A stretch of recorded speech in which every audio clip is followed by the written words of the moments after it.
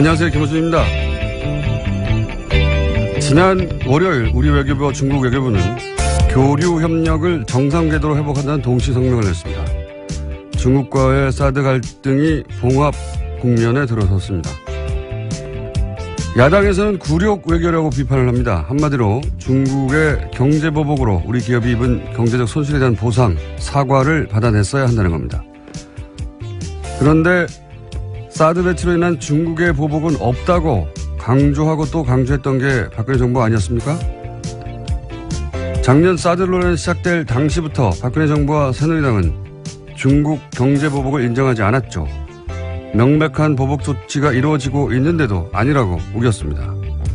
탄핵 기간 동안의 경제관계 장관회의에서조차 사드로 인한 중국의 경제보복 조치를 부인했죠. 경제보복에 대한 아무런 대응 시나리오도 없이 갑자기 사드 배치 선언부터 해서 기업들로 하여금 막대한 피해를 입게 해놓고 아무것도 인정하지 않았던 정치 세력이 이제 와서 그 피해 보상을 받아내지 못했다고 굴욕 외교라뇨. 자기들이 잘못해 만들어낸 피해의 책임을 왜 그걸 어렵게 해결해가고 있는 사람들에게 묻나요? 그리고 보수가 그렇게 중요하게 생각하는 미국 국무부가 이 공동성명에 대해 환영 성명을 낸 건 또 어떨 겁니까? 시비를 걸어도 좀 말이 되는 걸로 봅시다. 김호준 생각이었습니다.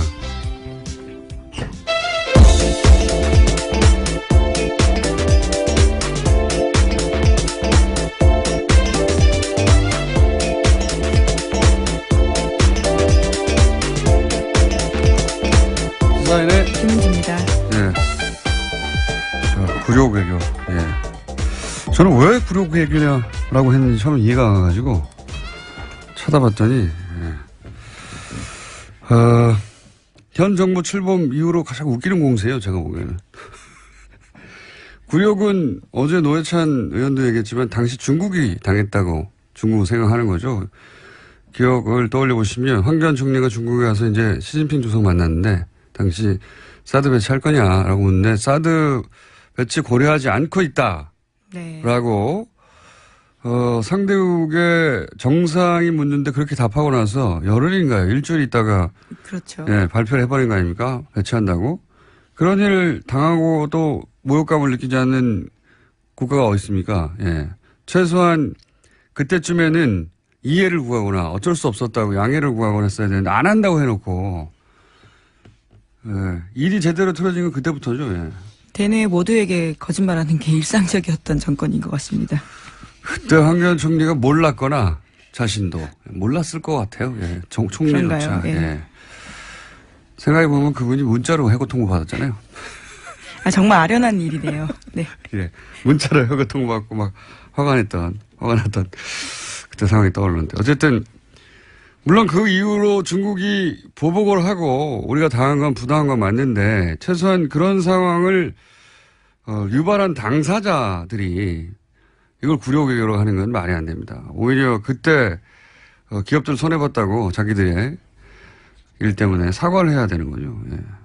네, 주구장창 사드에 의한 보복 없다라고 주장했었죠. 박근혜 정부에서는요. 네네, 그래서 피해 없다 혹은 뭐 피해가 없다고 하거나 아니면은 보복이 아니라고 하거나 그러니까 그렇게 사과받고 싶었으면 자기들이 짓고 있을 때 사과를 받았어야죠. 그때는 해결할 능력도 없고 그러니까 보복이 없는 척, 보복이 있어도 모른 척, 예. 사드와 무관한 척, 딴청만 피웠던 거 아닙니까? 갑자기 피해가 넘쳐난다고 지금 나오는 거잖아요. 그래서 사과를 받아냈어야 된다고. 예. 원래 여야가 주거니 받거니 하고 말이 되게 싸워야 중계하는 사람들 재미가 있는데 우겨도 적당히 우겨야 제가 표를 들어두는 척이라도 하죠. 답답합니다. 첫 뉴스는 뭡니까? 네, 다스는 누구 겁니까와 관련된 뉴스가 또 나왔습니다. 오늘 아침 CBS 보도인데요. 이명박 전 대통령이 서울시장이던 2004년과 관련돼 있습니다. 서울시가 현대자동차 양대동 사옥 증축에 도움을 준 뒤 다스의 매출이 2배 넘게 뛰었다라는 보도입니다. 이명박 시절 재임 시절에요. 서울시가 현대차 사옥 증축의 걸림돌을 제거하는 데 역할을 했다는 사실이 공문을 통해서 새롭게 드러났다라는 겁니다. 그러니까 이게 이제 오래된 얘기는 김재록 게이트라고 있었어요. 예. 서울시장 시절에 그때 사실 검찰 수사가 이루어졌었고 한나라당, 당신 한나라당이었죠. 한나라당 내에서 진상조사에 나와가지고 이거 뭐 명백하다. 인허가 로비가 있었다. 이런 얘기가 있었고요. 근데 이제 더구나 그때 이 수사받던 서울시 공무원도 자살했어요.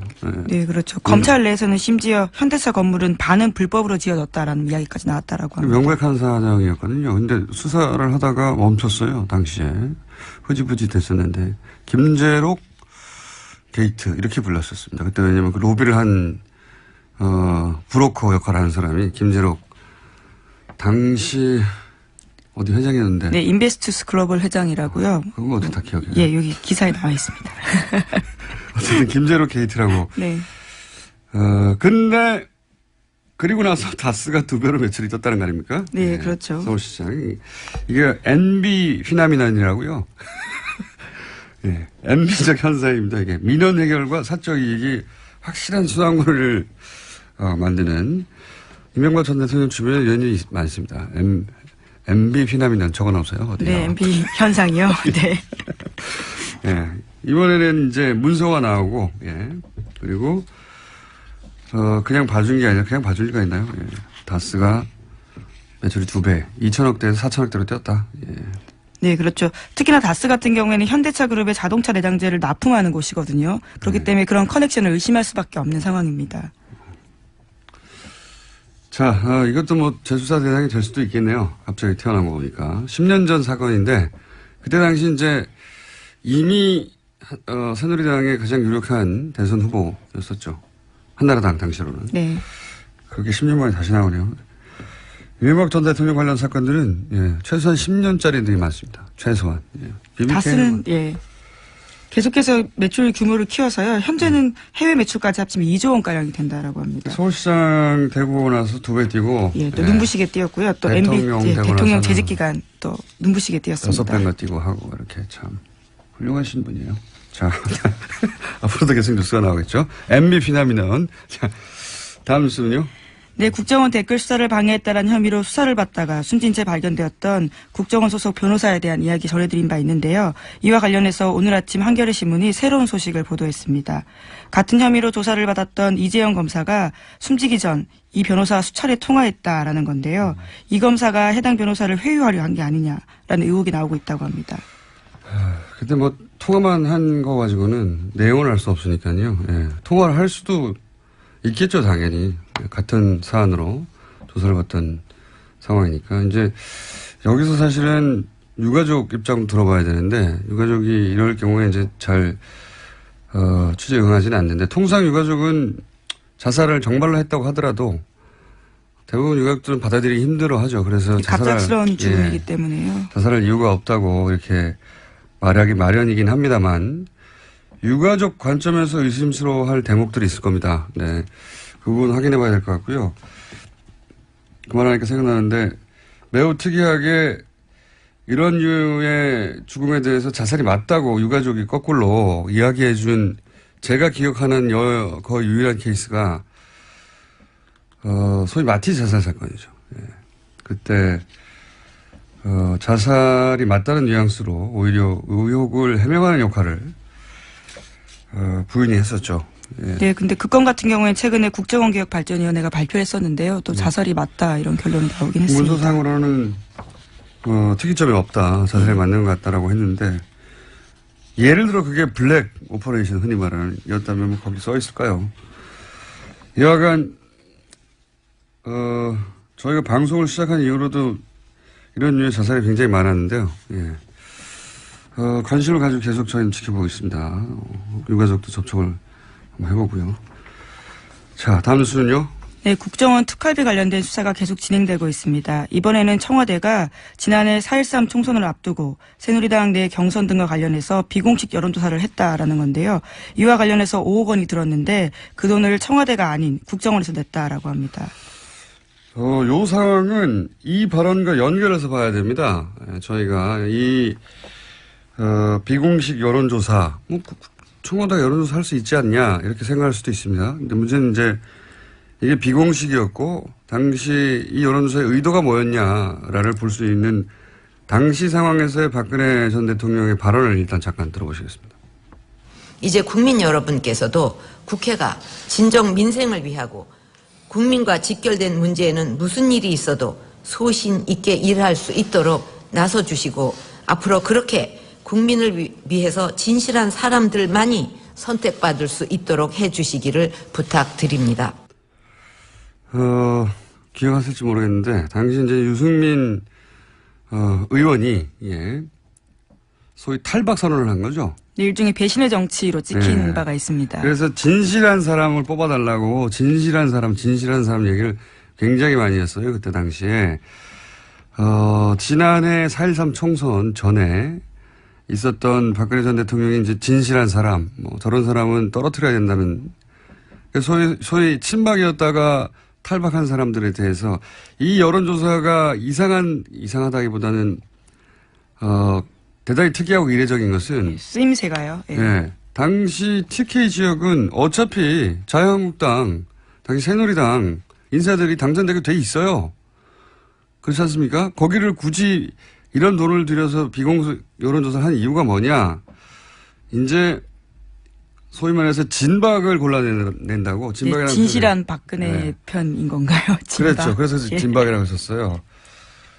친박을 넘어서서 진박을 골라내는 선별 작업을 한다고 했었고, 그래서 이거는 단순히 여론조사가 아니라 박근혜 전 대통령이 찍어서 원하는 사람이 되게 하도록 만드는 그런 구도가 어떤 사람을 통해 가능해지겠는가 하는 거를 골라내는 명백한 선거 개입이죠. 대통령 자신을 위한. 그러니까 몰래 한 거 아닙니까? 그러니까 일반 여론조사 청와대에서 하거든요. 예, 그건 그냥 청와대에 주면 되는데 그건 들키면 안 된다고 생각하니까 이 돈을 땡겨온 거죠. 국정원에서. 들키면 안 되는 여론조사였던 겁니다. 자기들이. 왜냐하면 목적이 이랬으니까요. 네, 심지어 해당 여론조사 같은 경우에는 최근에 해산했다라는 오늘 아침에 머니투데이 보도도 있습니다. 단순 비즈니스상 이유로 인수합병 될 수도 있죠. 물론 수사가 자신들을 향한다는 걸 인지해서 그랬을 수도 있지만 여간 이건 단신에 해당되는 것이고 당시 여론조사 기관이. 그러니까 5억이 들었지 않겠냐. 5억이 저는 자세히는 모르겠지만 업계에 있지 않아서 굉장히 큰 돈이거든요. 이 정도면 특정 지역에 총선 출마 애정자들이나 이런 사람들을 여론조사하는 대구 경북에 지역구가 몇 개 있다고요. 예, 굉장히 큰 돈인데 잠시 후 리얼미터 권 실장 나올 테니까 벌써 들어와 있네요. 어느새 조용히 들어와 있네. 예. 한번 물어보죠. 요 관련 사항은 이 비용이 어느 정도 규모인지. 여하간 이 비용, 그러니까 여기서 이제 전후 맥락을 얘기하지 않고 여론조사만 자꾸 보도하니까 여론조사 할 수 있지 않냐 얘기하는데 전후 맥락은 그겁니다. 당시에 유승민과 같은 배신자들을 다 찍어내고 본인에게 진실되게 충성할 사람만을 따로 골라서 대구 경북에 당선되도록 만들겠다고 하는 대통령 의중이 들어간 선거 개입용인 겁니다. 이게 말하자면. 자, 그런 겁니다. 예. 다음 뉴스는요? 네, 우병우 전 민정수석과 추명호 전 국정원 국장이 지난해 7월에서 8월 집중적으로 통화했다라는 JTBC 보도가 있는데요.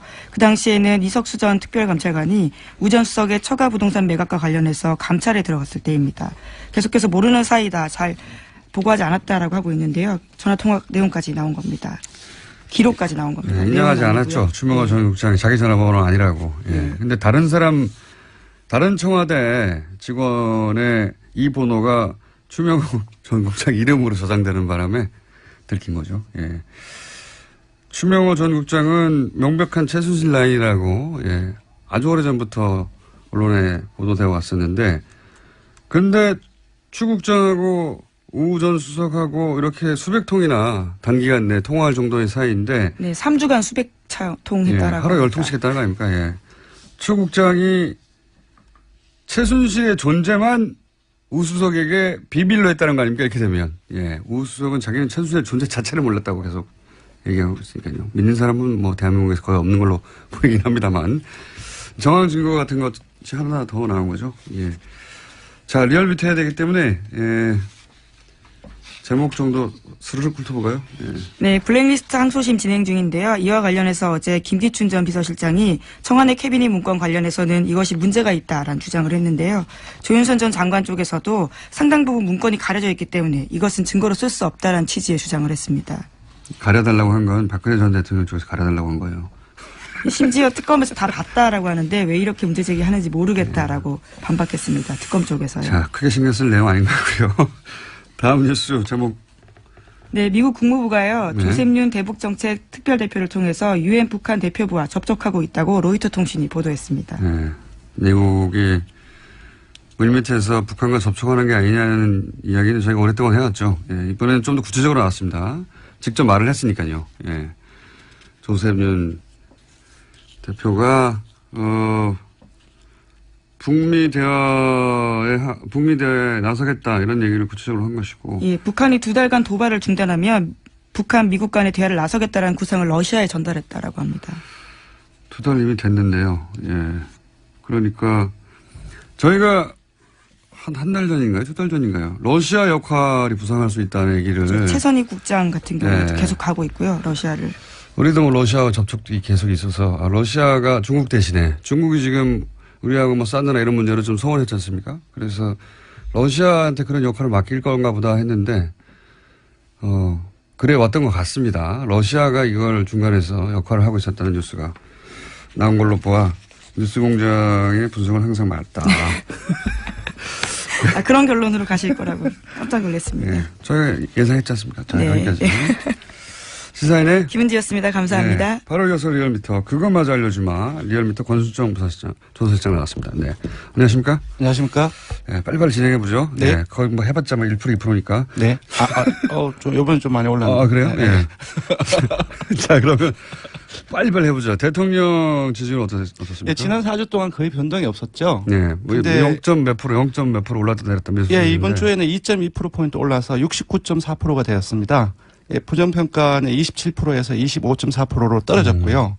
추세가 어때요? 그러면 예를 들어서 추세가 수요일 네. 어제 일간 집계는 어떻습니까? 네, 그래서 어제 시정 연설이 있었죠. 여론 주목을 많이 받았는데 어제는 일간 집계가 71.7%까지 올랐습니다. 간만에 좀 올랐네. 한 네. 9월 4일 이후에 약 2개월 만에 처음으로 70%대를 다시 돌파를 했고요. 리얼미터 기준으로. 예, 네. 그리고 보수 중도 지금 분석을 해보니까 이념 성향이 다 올랐더라고요. 네. 그리고 영남과 2.2%입니다. 수도권 포함해서 다 올라서 전체적으로 보합세에서 약간 상승세. 약간 이제 강보합세라든지 예. 그렇게 봐야 되지 않을까 싶습니다. 떨어질 때 0점 몇, 뭐 올라갈 때 2, 뭐 이런. 예, 거. 뭐 다른 여론조사에서는 상당히 많이 큰 폭이 있는데 저희 리얼미터 같은 경우는 네. 매일매일 하다 보니까. 예, 그렇게 크게 변화는 없습니다.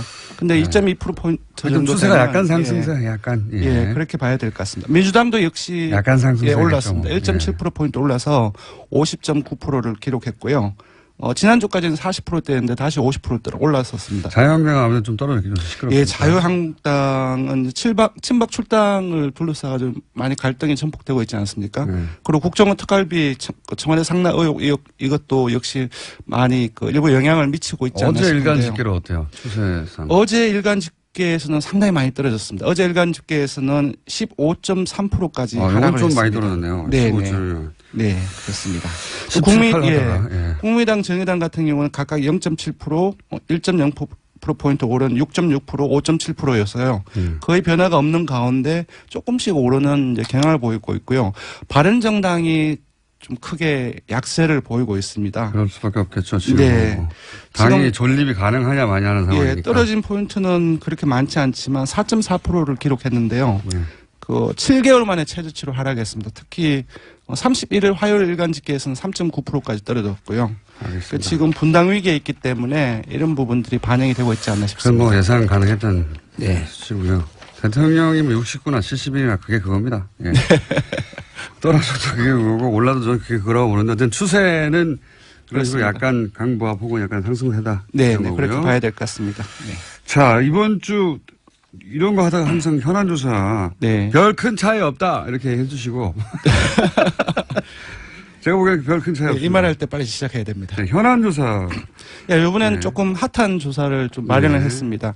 낙태죄를 유지해야 되는지 폐지해야 되는지 이 부분에 대해 조사를 이거 해봤는데요. 궁금합니다. 제 기억으로 리얼미터가 이거 조사한 적이 있어요. 언제인지 기억 안 나는데. 7년 전 7년 2010년 좀 오래됐군요. 2월입니다. 요즘에 어제 청와대 홈페이지에 들어가 봤더니 네. 낙태와 관련된 그 청원이 무려 105개 정도 어제 기준 제가 봤을 때였고 20만 명 이상이 또. 예. 예. 특정 낙태죄 그거는 이제 폐지를 해야 된다는 청원이었는데 23만 명 이상이 잡혀 있더라고요. 그래서 언론을 비롯해서 상당히 핫한 이슈인데 결과는 바뀌었을 폐지를 것 같아요. 해야 깜짝 놀랐는데 이게 우리나라 사람들 좀 사회적인 이념 성향으로 보수적인 성향이 조금 더 강하거든요. 그래서 폐지를 해서는 안 된다라는 의견들이 조금 많이 나오지 7년 않을까. 전에 그랬죠. 예, 7년 전에는 그렇게 나왔습니다. 명백하게. 예, 네. 근데 요번에 조사를 해보니 폐지를 해야 된다. 낙태죄를 폐지를 해야 된다라는 의견이 51.9%가 나왔고 절반을 넘었었습니다. 그리고 폐지를 하지 않고 유지를 해야 된다는 것이 36.2%였습니다. 조금 더 소개를 해드리면 2010년 2월에 조사한 것은 낙태 허용을 해야 되는지 말아야 되는지 이렇게 물었는데 거의 비슷한 조사이죠. 이때는 허용을 해서는 안 된다는 것이 53.1%였고 허용 찬성이 33.6%입니다. 정확하게 뒤집어졌네요. 거의 이제 숫자가 비슷하게 이제 그 뒤집혀온 겁니다. 7년 사이에 상당히 많은 변화가 있었던 것 같습니다. 저는 이 조사를 작년에 했어도 수치가 이렇게 안 나왔을 것 같아요. 그렇습니다. 저도 그 부분에 동의를 합니다. 예, 시대 정신이 네. 바뀌어가고 있는 거거든요. 네. 그게 이제 실제 시대 정신이라는 게 정권을 바꾸는 건지 정권이 네. 바뀐 것이 시대 정신에 영향을 주는 건지 뭐 서로 영향을 주고 받겠지만 네. 그런 영향이 크다고 봅니다. 저는. 예. 맞습니다. 국정농단 사태를 지나는 과정 속에서 공정과 정의 그리고 이제 사회적 약자들에 대한 어떤 배려 그러한 어떤 가치가 강화되고 있기 때문에 분명히 그 이전에 작년 국정농단 이전에 조사를 했을 때는 이렇게 나오지 않지 않았을까 그렇게 예상을 해봅니다. 저도 그렇게 생각이 들고요. 그래서 이번 여론조사 결과가 궁금했었는데 네. 그리고 또 하나 관심이 있는 포인트가 있습니다. 뭐가 있습니까? 여성과 남성이 많이 달라요.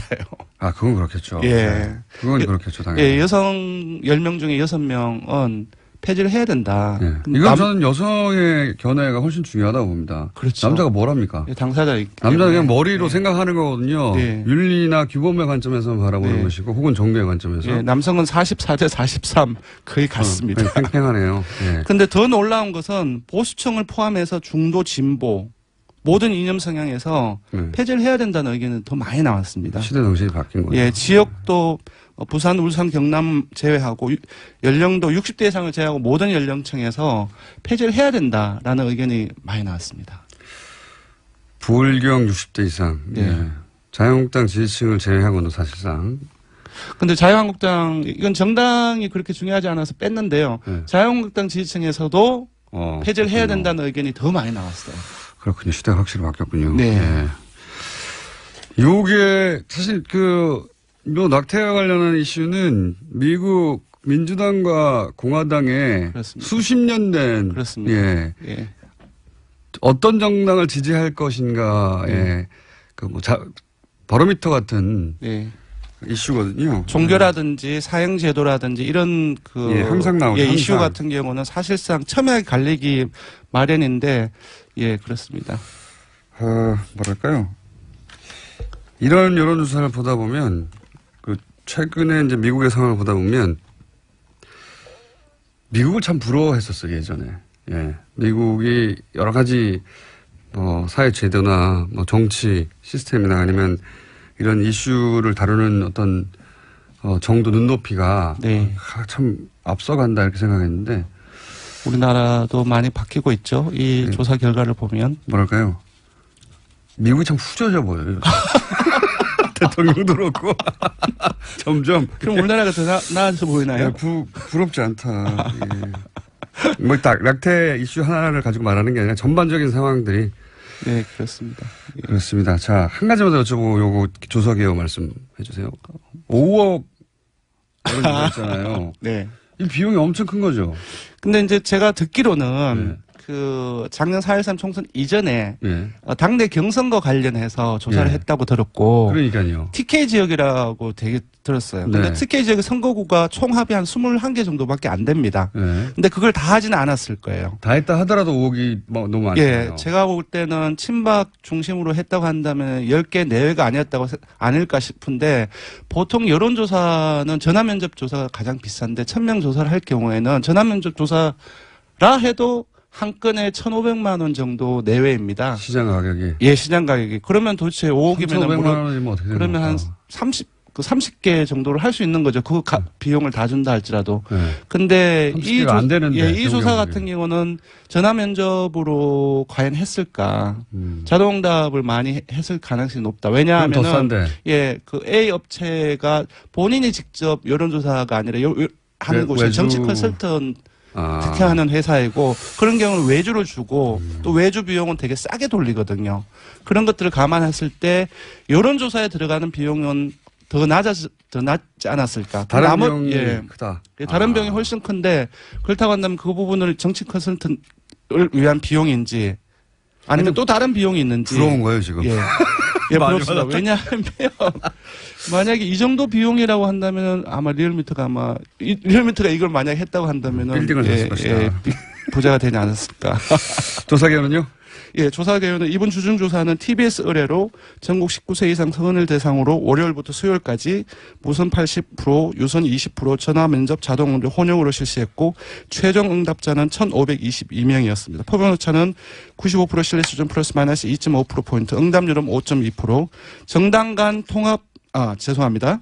낙태죄 유지 폐지 조사는 TBS 뉴스공장 의뢰로 어제 하루 동안 주중조사 동일한 조사 방법으로 실시했고 최종 응답자는 516명, 표본오차는 플러스 마이너스 4.3%포인트였습니다. 리얼미터 권순정 조사분석 실장이었습니다. 감사합니다. 고맙습니다.